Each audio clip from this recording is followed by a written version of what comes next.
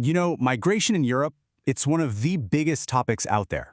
But the conversation we usually have is, let's be honest, often focused on just one part of the story.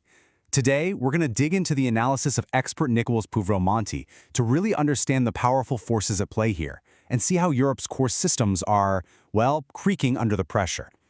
Let's kick things off with a number that might just change the way you see this whole issue. So, 3.7 million. What do you think that is? I'll bet it's not what you're guessing. This is the number of legal first-time residence permits that EU countries handed out in 2023 alone.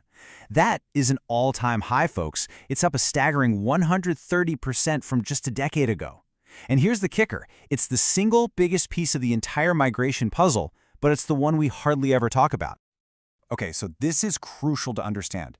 There are basically two completely different migration stories happening at the same time. You've got this massive legal flow, that's the 3.7 million people, and then you have the one that gets all the media attention, the irregular entries at the borders, which was about 380,000 in 2023. You see the paradox here, right? One flow is literally 10 times bigger, but the smaller, much more visible one is what completely dominates the headlines. All right, so let's dig into that more visible tide first, the one we see on the news all the time, irregular migration. Now, you might hear that 2023 was a historically high year for irregular entries, and it was. But context is everything. Look at this chart. As high as 2023 was, it was still way below the absolute peak we saw during the 2015-2016 migrant crisis.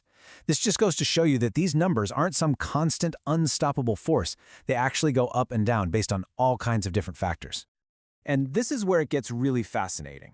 The analysis shows that these flows aren't just random chaos. Actually, far from it. It suggests that both the migrants themselves and the criminal networks helping them are acting rationally. They're reading the signals. For instance, when Italy started talking tougher, guess what happened? The number of crossings in the central Mediterranean dropped. But at the same time, the route through Spain and the Canary Islands, which was seen as more open, saw a big spike. They're making calculated moves. Okay, so we've seen a bit of the how, but what about the why? What is the massive underlying engine that's powering all of this? Well, that brings us to demographics. This right here, this comparison tells you almost everything you need to know. On one side, you have Europe. It's the oldest continent in the world, staring down what some people are calling a demographic winter. And then, just a stone's throw away, you have Africa, the youngest continent on the planet, where a full 40% of the entire population is under the age of 15. This incredible contrast creates this huge structural pressure that just isn't going away. So at the end of the day, what's the number one reason people are coming? Well, according to this analysis, it's not just about conflict or climate change. The main driver is, first and foremost, economic. The massive gap in quality of life and job opportunities between, say, a country in sub-Saharan Africa and one in Europe is just too powerful to ignore. Even a tough life in Europe can seem like a huge step up. So you've got this massive demographic and economic pressure pushing up against Europe. How are the systems, the rules that were built for a totally different time, how are they holding up? Well, the short answer is they're straining, big time. Let's start with Frontex, the EU's border agency. The analysis uses a really strong term to describe its job, a schizophrenic mandate. So what on earth does that actually mean? Well, it means Frontex has two jobs that basically cancel each other out. Job number one, stop people from crossing the border illegally. Okay, sounds simple enough. But then there's job number two. You are forbidden from pushing people back at the border if they might be asylum seekers because of international law. Trying to stop crossings without being able to actually stop people at the border, it's described as an acrobatic exercise. You can see how that puts them in an almost impossible spot. And it's not just Frontex feeling the heat. Take the Schengen Agreement. You know, that incredible idea of a borderless Europe where you can travel freely? It was signed way back in 1985. But here's the thing. The world of 1985 is not the world we live in today, and the system just isn't built for the current reality. Here's the core of the problem. Once someone crosses an external border, say they land on a beach in Sicily, in theory, they now have access to this massive zone of free movement. That's a huge advantage if you're trying to get to another country, especially if you've already had an asylum claim rejected somewhere else. And you can see the system is cracking, right? About a third of the countries in Schengen have had to bring back some form of internal border controls. That tells you everything you need to know.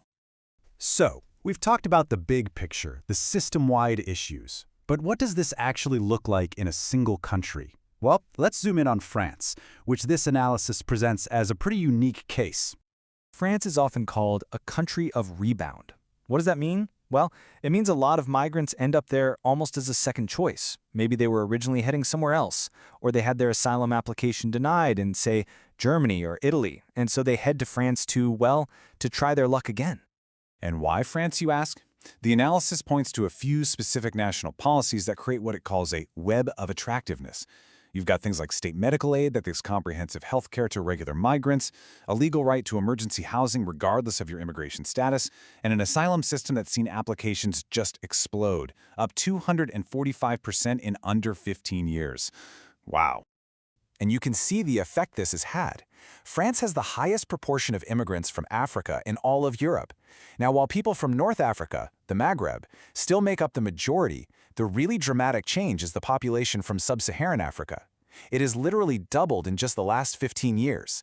That is a massive demographic shift. But honestly, of all the numbers we've looked at today, this next one might be the most jaw-dropping. According to France's own official government sources, when an asylum seeker's claim is rejected, 9 out of 10 of them are never actually removed from the country. 9 out of 10. They just stay, effectively slipping right back into an irregular status. So when you put it all together, what do you get? On one hand, you have this immense, unceasing pressure from a young, growing continent right next door. And on the other, you have these foundational European systems like Schengen that were just not built for this kind of pressure. It's like two tectonic plates grinding against each other. And that leaves us with the biggest question of all. As these forces keep colliding, what does the future of Europe's borders even look like?